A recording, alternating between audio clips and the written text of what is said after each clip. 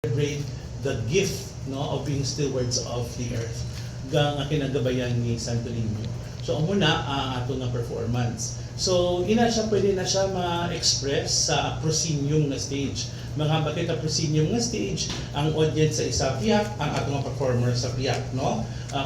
The parts man sa ato nga dinagyang.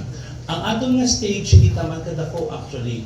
Ang 18 ka dancers, actually 14 dancers na and 8 drummers.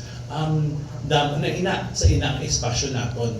Ang ang mga dinagyang warriors naton, especially kung nag-perform sila sa mga conventions and conferences. So, kinag-adapt kita sa sa amo na ng stage. So, ma-perform kita sa main hall nila during National Day, ma-perform kita sa outdoor pop-up stage nila, and also we are given the privilege of leading the Philippine National Day Parade.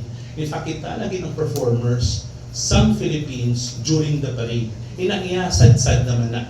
Street dance performance naman. So, lain naman ang specifications. Kita sa dinagyang na anak kita sila.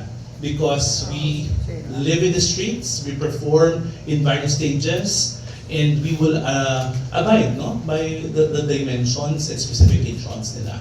So, that's what we are able to do.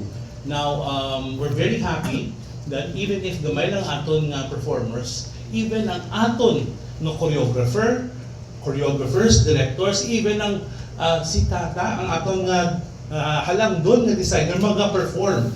Si Tata pala dancer mo, no? So the reason why beautiful ang iyang mga costumes kay nagahulat sila kay dancer siya.